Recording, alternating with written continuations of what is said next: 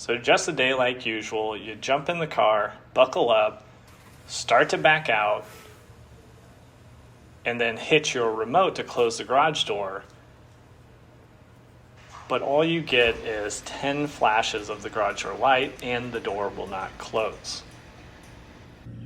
Okay, so those 10 flashes or 10 clicks, if your light bulbs are burnt out on your garage door opener, indicate an issue with your safety sensors. Safety sensors are extremely common and have been actual federal law since 1993 to have some safety system that would stop the garage door if there was something blocking its path. There was different systems over the years, but by far the most common is sensors like you'll see here located at the bottom of your garage door track. Pretty easy to troubleshoot, and usually the problem is very simple, no parts needed, just a little bit of adjustment or cleaning. So I'll walk you through 3 different steps, starting with easy, working towards a little bit harder. And the first step is no parts needed, no wiring, nothing needed. Progressing through, and the final step would be, do I actually need new sensors? Do I think there's an issue with the sensor? So let's jump in. Here you'll see an amber light, and that amber light indicates 1, that this unit's getting power, and 2, that this is the sending unit. This sends the signal out, and if it is getting power, it should always be on. Even if the sensors are misaligned and they're not completing the signal, one sending and one receiving, this amber light should still be on. So if this amber light is not on, you need to jump to step 2, where we'll start to look at the wiring. But here, what you want to do is make sure this bracket is securely fastened to the track, and also this unit is positioned so that it's shooting a horizontal signal over to the other side so the receiver can receive the signal. Also, just taking like a paper towel or cloth, you want to make sure the lens is nice and clean and does not have debris on it, because that can also cause your issue.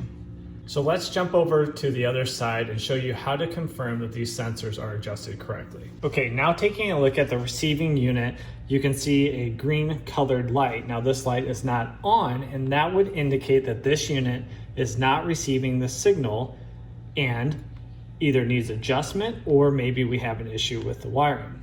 So all you have to do is loosen up the wing nut here and position the sensor so that it is pointed to the other side of the garage door, and you can see the light turned on, indicating that it's receiving that signal.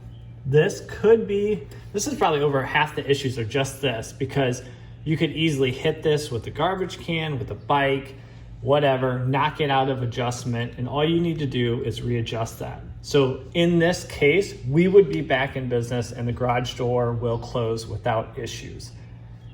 Again, make sure that you're clean. You can see I'm blocking the signal there with the lens, and hopefully this solved your problem. If not, let's step into the next step where we're looking at the wiring. Okay, so now with the power off, just talking a little bit about the wiring.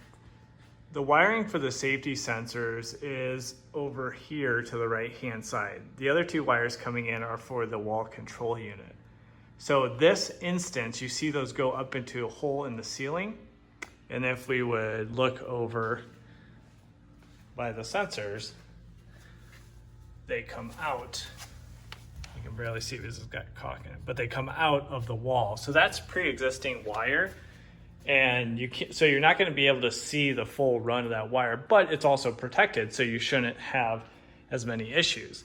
Now you might have some wiring that's actually going up the side, coming over, and then coming straight through, where both sides connect up, and then comes straight through and then down to your unit here.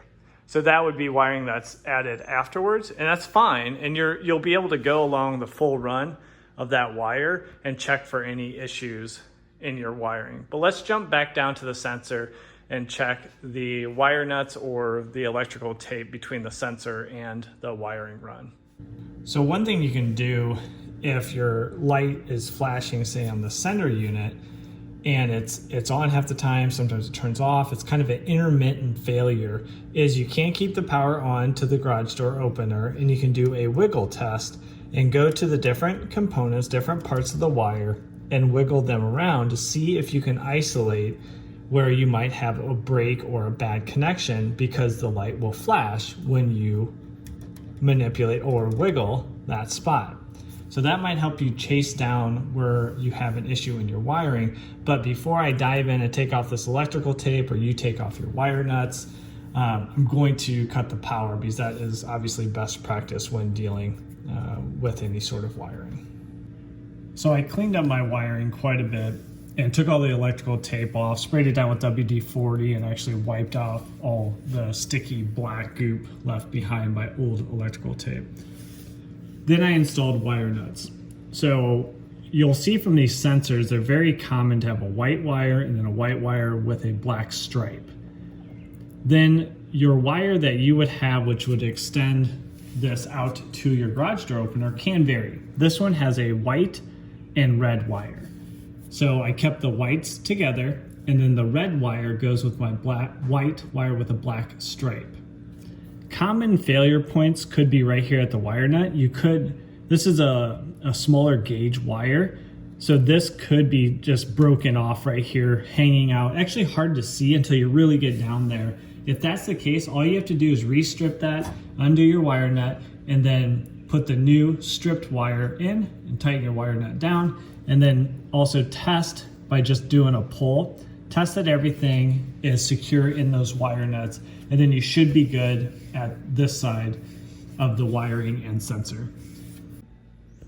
Okay, so now you have the wiring checked out at both the sender and also your receiver, and you feel confident that everything's wired up correctly and you have a good connection between the sensor and the wiring. Now we can check up at the garage door opener unit itself and make sure we have good connection. Again, mine has one wire coming in here. You could very likely have two wires that are twisted and going into the terminals here.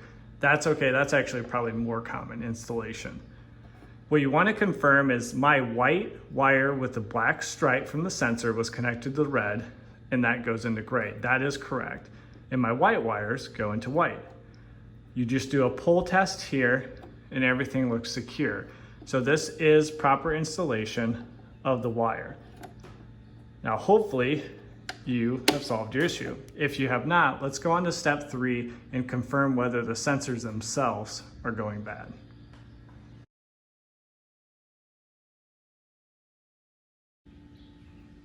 All right, step 3, you made it this far. Stick with me and let's try to isolate down your problem. Here I have taken the sender and the receiver and mounted those up at the actual garage door opener unit. Then I've taken the wire run for me, which was pre-installed through the wall. For you, might be externally installed. I've taken that out of the loop. That is out of the equation now, because these sensors are directly wired with the white wire with a black stripe into the gray terminal and the white wires into the white terminal.